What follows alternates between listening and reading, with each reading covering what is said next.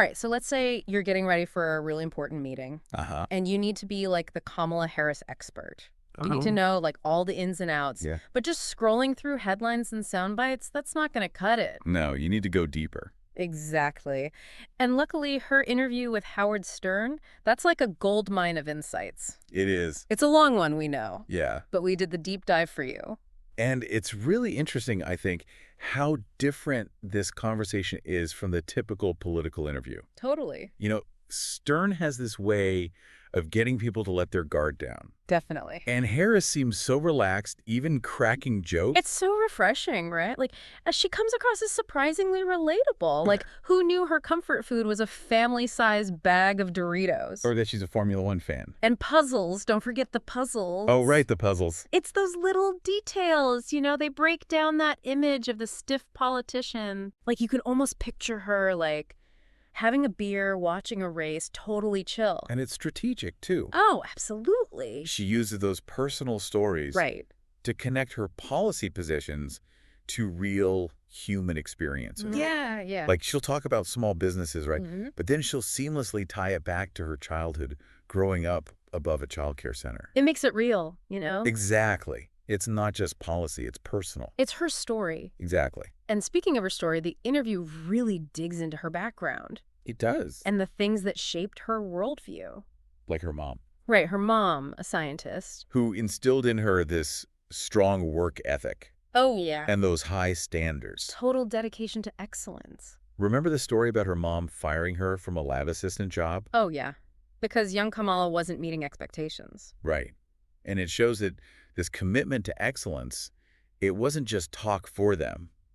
It was how they lived. It was their life. And, it makes you think about those critiques of her being tough. It does. So, like, this is someone who holds herself to a high standard.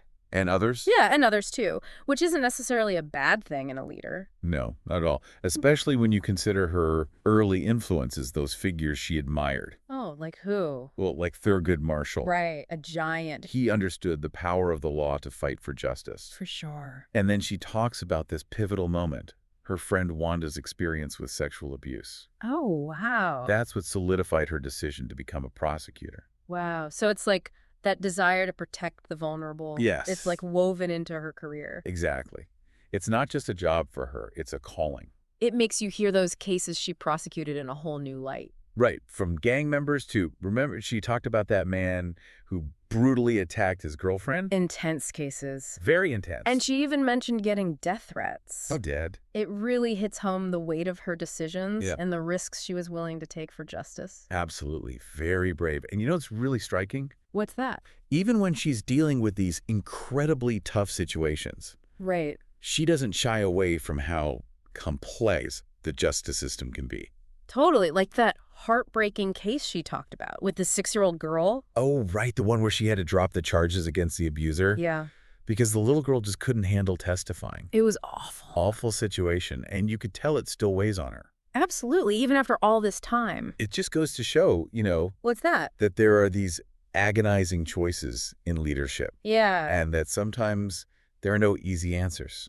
It shows a different side of her leadership. Definitely. It's not just about being tough. Right, it's about empathy, too, Exactly. And understanding those tough situations. and the impact they have on real people, Okay, so she's clearly faced some difficult decisions. for sure. But then, she talks about choosing a cabinet. Right. And she's all about diverse viewpoints. Totally. She even said she'd consider a Republican. Which is kind of surprising. Well, especially given how she's often portrayed. As, like, a radical leftist. Exactly. It seems like that label is way off base. It does seem that way. This is someone who values collaboration, different perspectives. It's a breath of fresh air, honestly. Totally agree. It's so rare these days. It really is. So we've talked about her background, her leadership style. We have. But what about her policies? Well, the interview gave us some real concrete examples. Like what? Like childcare. She's advocating for a $6,000 tax credit for newborns. Wow, that's huge for families. It is, especially those struggling with the high costs. It's like she gets it, She does. She's been there, Exactly. worked at McDonald's, cared for her mom. She understands those everyday struggles, And she talked about expanding Medicare to cover at-home elder care. which is massive for Yeah. caregivers. Huge. It's really practical, Totally. And then there's her stance on price gouging. Oh, yeah, especially during emergencies. You can hear that prosecutor voice coming out. No nonsense. Got to hold people accountable. Exactly. No free passes. She's got this really interesting balance. How so? Compassion, but also pragmatism. You can tell she really thinks these issues through. Carefully considers all sides. And it's impossible to ignore the contrast with Trump. Right. The interview really highlighted that.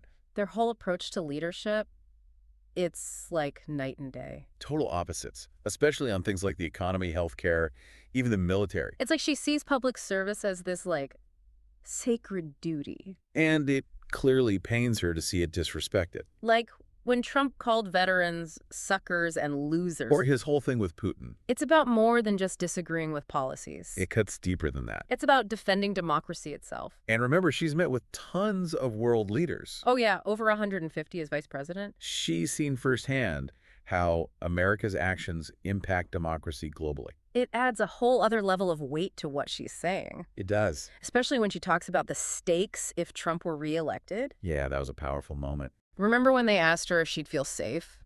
Intense question. And she didn't give some canned response. No, she was real. She talked about fighting for democracy. Making sure things turn out differently. That's a leader who understands what's on the line. Absolutely. And that urgency is clear when she talks about the Supreme Court. Right. She's not mincing words. She lays out exactly what's at stake in this election. How it could affect the court for a generation. Not just abortion rights. Everything. LGBTQ plus rights, voting rights. The list goes on and on. And of course, she didn't shy away from January 6th either. Not one bit. Calling out Trump for inciting violence. Attempting to overturn the election. She even called him a sore loser. Which is pretty bold, even now. It shows this goes beyond politics for her. This is about protecting the core of American democracy. You know, it's interesting though, right? Even when she's talking about these super serious things like threats to democracy, there's still this like warmth, this humor that comes through. That's the Howard Stern effect. He can go from dissecting the Supreme Court to like joking about Taylor Swift in a heartbeat. And it totally works. Remember that story about her husband? Oh yeah, the blind date voicemail. The voicemail, like he left this rambling, awkward message. And she still called him back.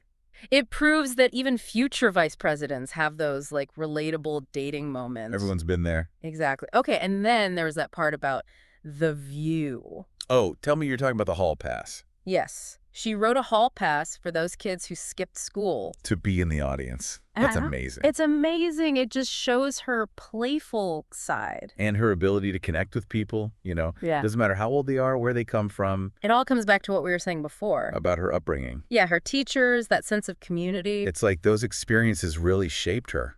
100% even now. It makes you think, doesn't it? About us. Like what experiences have shaped our values, how we lead, how we just live our lives? Wow, that's deep. It's a powerful question. It really is. And it's amazing that this interview got us thinking about that. That's what's so great about these deep dives. Yeah, totally. It's not just about politics. It's about getting us to reflect on ourselves. Cool. There we have it. Kamala Harris, unfiltered. Right. From Doritos and death threats to, like, the Supreme Court and everything in between. We got to see a lot of different sides of her. And hopefully you're walking away with a better understanding of who she is. As a leader, but also as a person. Exactly. And remember, this is just one conversation. One snapshot. So keep exploring, keep questioning, because there's always more to learn.